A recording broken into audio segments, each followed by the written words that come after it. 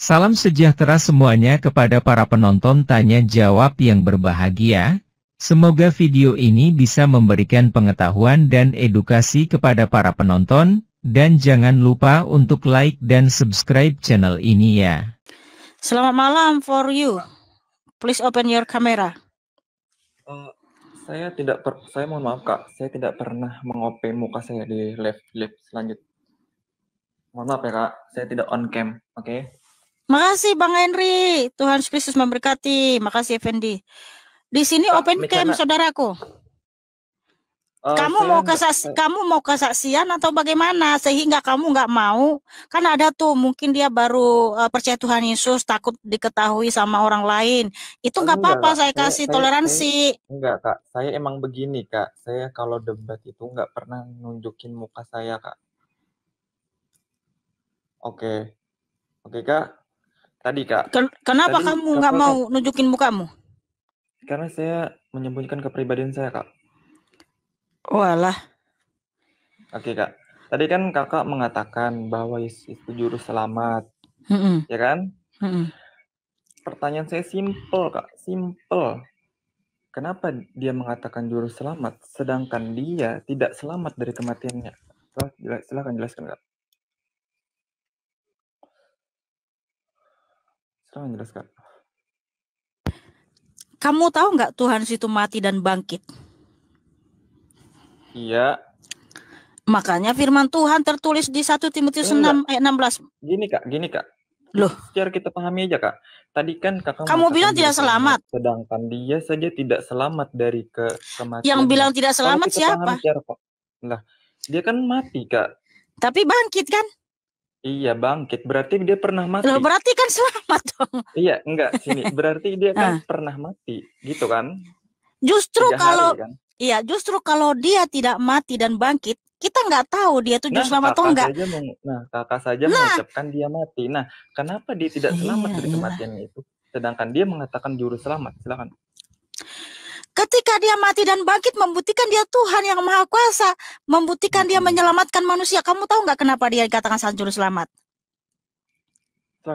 Ketika Tuhan Yesus mati di atas kayu salib, sebelum Tuhan menyerahkan nyawanya, terus berfirman, Tetelestai, sudah selesai. Artinya, hutang dosa kita sudah dibayar lunas dengan darahnya yang kudus. Semua perjanjian lama, yaitu hukum Taurat dan kitab Nabi, telah digenapi dengan darahnya yang kudus. Sehingga ketika darahnya tercurah ke bumi, membuka pintu kerajaan maut. Makanya ketika Tuhan mati, dia turun ke kerajaan maut, ke alam maut, ke Hades. Nah, kamu tahu dia di Hades ngapain? Dia membebaskan manusia-manusia yang telah mati dahulu, sehingga ketika Tuhan bangkit, mereka pun ikut bangkit. Itulah kenapa Tuhan dikatakan juru selamat. Makasih Kak Kristi. Sudah paham kamu kenapa dia dikatakan sang juru selamat? Karena dia telah membebaskan manusia-manusia yang telah mati dahulu, sehingga mereka bangkit ya. Efesus, bentar dulu. Bentar, jangan dipotong. Efesus 4 ayat 8-10 ya, ini saya baca ya. Bacakan. Iya, Efesus 4 ayat 8 sampai 10. Itulah sebabnya kata Nas, tak kala ia naik ke tempat tinggi, ia membawa tawanan-tawanan, ia memberikan pemberian-pemberian kepada manusia. Bukankah ia yang telah naik, berarti bahwa ia juga telah turun ke bagian bumi yang paling bawah. Itu maksudnya ke Hades. Jangan dipotong dulu. Ia yang telah turun, ia juga yang telah naik jauh lebih tinggi daripada semua langit untuk memenuhkan segala sesuatu. Nah, inilah yang dilihat Rasul Paulus ya, dalam penglihatan ya. Thank you Kak Kristi, tergitu saya. Kemudian di Mazmur 68, Raja Daud juga melihat penglihatan itu, bahwa Tuhan turun ke alam maut, saudaraku ya. Haleluya ya. Mazmur 68 ayat 18 sampai 22 ya. Oke, nih. Firman Tuhan di sini bahwa Engkau telah naik ke tempat tinggi. Engkau telah menggiring tawanan. Engkau telah menerima pemberian untuk manusia. Dan juga untuk berdiamnya para pemberontak. Ya Elohim Yahweh. Terpujilah Tuhan. hari demi hari dia memikul beban untuk kita. Allah itulah keselamatan kita. Nah, kenapa terus dia katakan dia adalah keselamatan kita? Karena dia telah turun ke ke dunia kematian, yaitu ke alam maut. Dia membebaskan manusia-manusia yang telah mati itu. Sehingga ketika Tuhan bangkit, mereka pun ikut bangkit. Jadi Tuhan membangkitkan mereka. Tertulis di Matius 27 ayat 50 sampai 53. Ini saya baca ya. Haleluya. Matius 27 ayat 50 sampai 53 ya. Dan lihatlah tabir tempat suci terbelah menjadi dua.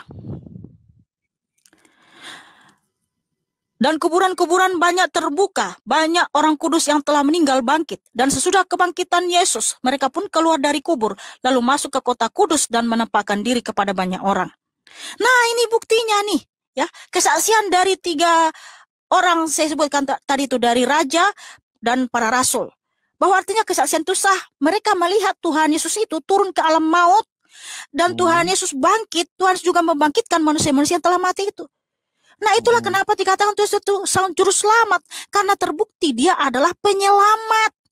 Jadi dia membangkitkan orang yang mati, bukan malah mematikan orang hidup, tapi membangkitkan orang mati supaya mereka hidup, supaya mereka selamat, supaya mereka memiliki hidup yang kekal. Makanya sekarang mereka ada di kota kudus, yaitu di surga. Nah, tunggu dulu, jangan melebar kemana-mana, dulu. Hei, halo. Itu selalu bertentangan ke apa yang kakak ucapkan? Bentar. Jangan kamu bertentangan dulu tentang kasih karunia keselamatan. Jadi Tuhan Yesus itu kamu bilang tidak bisa menyelamatkan dirinya, sementara dia malah menyelamatkan orang lain sehingga mereka hidup. Itulah kenapa Tuhan Yesus dikatakan sang juru selamat. Tidak ada Allah seperti Tuhan Yesus yang telah terbukti memberikan kasih karunia keselamatan. Makanya orang Kristen percaya adanya kebangkitan karena Tuhan Yesus telah terbukti mati dan bangkit. Jadi begitu, Saudara Rogia, terima kasih, Tuhan memberkatimu.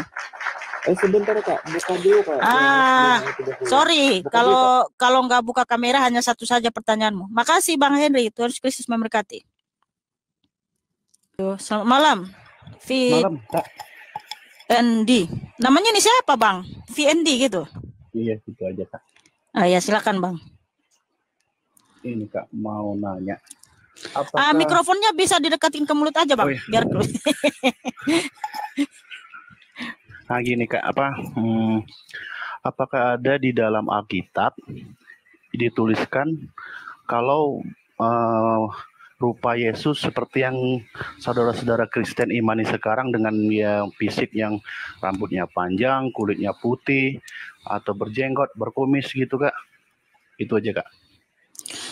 Ya, ketika Tuhan datang ke dunia memang kalau yang ada foto kita lihat ini ya. Bentar.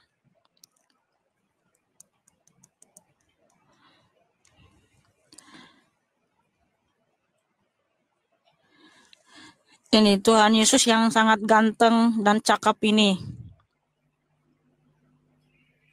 Enggak, gini maksudnya di dalam Alkitab ada nggak tertulis gitu Kak? Apa? Begini Mas, dulu orang Kristen itu kan cerdas dan pintar, banyak ilmuwan. Jadi mereka meneliti kain turin yang membungkus tubuh Tuhan Yesus. Jadi mereka meneliti juga, dan banyak juga para pelukis yang melukis wajah Tuhan Yesus gitu. Jadi itu wajahnya waktu dia datang ke dunia Bang. Namun kalau sekarang kita melukis wajah Tuhan Yesus, nggak akan mampu kita Bang, karena dia bercahaya. Itulah sebabnya ketika Rasul Paulus bertemu dengan Tuhan Yesus di Kisah Para Rasul 9, ya saya baca dulu ya. Kisah Para Rasul 9 ayat 3. Dalam perjalanannya ke Damsyik, ketika ia sudah dekat kota itu, tiba-tiba cahaya memancar dari langit mengelilingi dia. Ia rebah ke tanah dan kedengarlah olehnya suatu suara yang berkata kepadanya, Saulus, Saulus, mengapa engkau menganiaya aku? Jawab Saulus, siapa engkau Tuhan? Katanya, akulah Yesus yang kau aniaya itu. Nah, wajahnya itu Bang bercahaya, nggak akan mampu kita memandang wajahnya Bang. Sedangkan cahaya aja yang memancar dari langit, itu Paulus rebah ke tanah dan matanya buta. Enggak, gini Kak. Berarti kan Kakak bilang tadi bercahaya tuh nggak bisa kita gambarkan dengan apapun lah, anggaplah ya, kayak gitu kan Kak ya. Bersinar, bercahaya. Kok sekarang saudara-saudara kita yang Kristen bisa menggambarkan dengan bentuk seperti itu, bahkan dipajang di rumah gitu Kak? Berarti itu hanya sekedar enggak gini maksudnya. Mohon maaf Bang, bentar Bang, mohon maaf.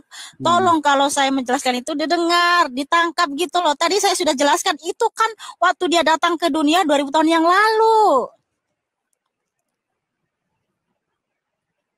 Udah? Belum paham juga. Ya udahlah, biar penonton yang nilai lah. Nah, yang kedua Kak ya. Gini, yang kedua,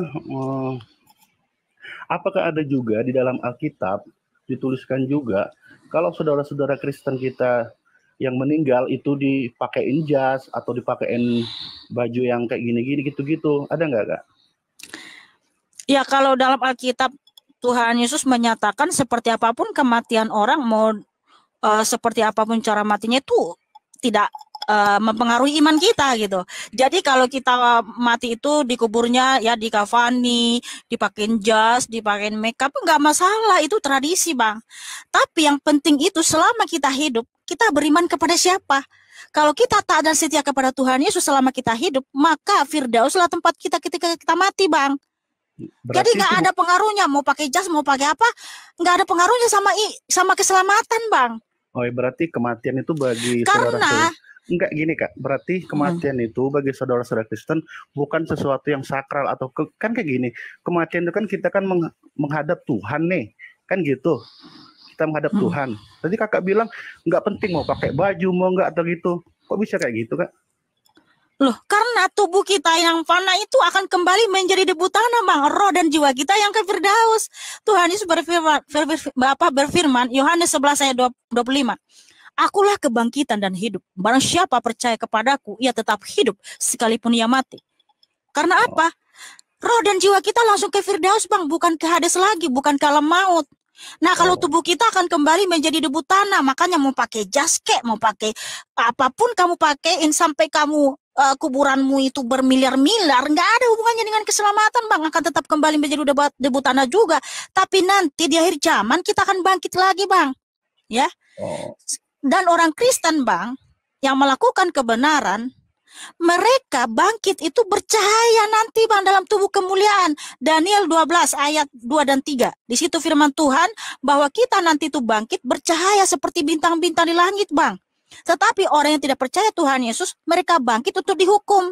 Karena ada ayatnya Wahyu 21 ayat 8. Daniel 12 ayat 1 sampai 3 bahwa orang-orang yang tidak percaya itu orang-orang yang melakukan kejahatan, kekejian, mereka dibangkitkan untuk dihukum Bang. Oh, berarti gini Kak ya, berarti bisa kita garis bawahi berarti apa yang saudara-saudara Kristen imani sekarang dengan yang Mbak katakan tadi berarti itu bukan ajaran Yesus. Kan gitu intinya. Loh, semua kita melakukan perintah Tuhan Yesus. Tuhan Yesus berfirman, Yeskiel 20 ayat 19. Akulah Tuhan Allahmu, taatilah dengan setia segala perintah-perintahku. Yohanes 14 ayat 15, Tuhan Yesus berfirman, kalau kamu mengasihi aku, pasti kamu melakukan semua perintah-perintahku. Jadi semua perintah Tuhan Yesus dalam Alkitab ini, apa yang diajarkan sama kita harus kita lakukan Bang. Bedakan ajaran dengan kronologi dan tradisi Yahudi. Nggak boleh kita samakan semua. Ajaran Tuhan Yesus itu kita lakukan semua. Tapi kalau tradisi Yahudi tentang mati di kafani, dibungkus kain lenan, itu nggak perlu kita ikutin. Karena itu tradisi. Ya udahlah. Tetapi ketika Tuhan mengajarkan, ya, baptislah dirimu, ya. Baptislah di dalam namanya, ya, itu harus kita lakukan. Perjamuan kudus harus kita lakukan, karena dengan perjamuan kudus kita melakukan perintah Tuhan Yesus bahwa tubuh dan darahnya itu adalah yang mengampuni kita. Kemudian Tuhan menyatakan, kamu harus menghasilkan buah-buah roh. Apa itu buah-buah roh Bang? Kasih, sukacita, kedamaian, kesetiaan, penguasaan diri, kelemah lembutan dan lain sebagainya. Ya, di Galatia 5 ayat 22 sampai 23. Jauhkanlah perbuatan daging. Apa itu perbuatan daging Bang? Jangan melakukan kekejian, perzinahan, percabulan, ya, perampokan, pembunuhan dan lain sebagainya. Jangan lakukan itu, ya. Di Galatia 5 ayat 18 sampai 21. Nah, jadi semua perintah Tuhan itu harus kita ikuti Bang, kita lakukan gitu. Ya udah Kak. Ya, makasih saudaraku VND setelah bertanya. Tuhan mengasihimu. Tepuk tangan buat VND yang cakap dan manis.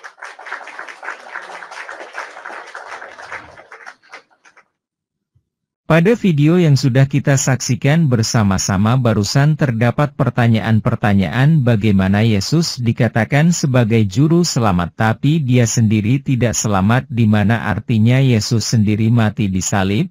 Lalu Mihana menjelaskan bahwa yang dimaksud juru selamat itu adalah menyelamatkan semua manusia dari kutuk kematian.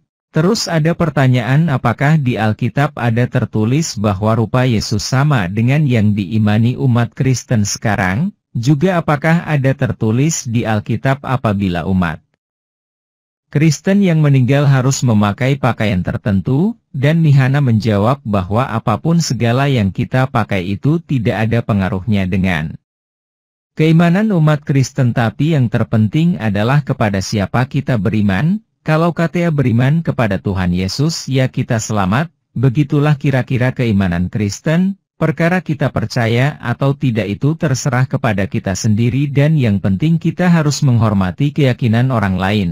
Silahkan para penonton memberikan tanggapannya di kolom komentar untuk video ini ya. Terima kasih. Jawabannya lihat ayat di Alkitab. 1 Timotius pukul 6:16 Dialah satu-satunya yang tidak takluk kepada maut, bersemayam dalam terang yang tak terhampiri. Seorang pun tak pernah melihat dia dan memang manusia tidak dapat melihat dia. Baginyalah hormat dan kuasa yang kekal. Amin. Mazmur 68, lihat perikopnya di ayat 18-22. Daniel 12:2 Dan banyak dari antara orang-orang yang telah tidur di dalam debu tanah, akan bangun, sebagian untuk mendapat hidup yang kekal, sebagian untuk mengalami kehinaan dan kengerian yang kekal. Daniel 12:3 Dan orang-orang bijaksana akan bercahaya seperti cahaya cakrawala, dan yang telah menuntun banyak orang kepada kebenaran seperti bintang-bintang, tetap untuk selama-lamanya. Wahyu 21:8 Tetapi orang-orang penakut, orang-orang yang tidak percaya, orang-orang keji, orang-orang pembunuh, orang-orang sundal, tukang-tukang sihir, penyembah-penyembah berhala dan semua pendusta, mereka akan mendapat bagian mereka di dalam lautan yang menyala-nyala oleh api dan belerang. Inilah kematian yang kedua. Yehezkiel pukul 20:19 Akulah Tuhan, Allahmu. Hiduplah menurut ketetapan-ketetapanku dan lakukanlah peraturan-peraturanku dengan setia.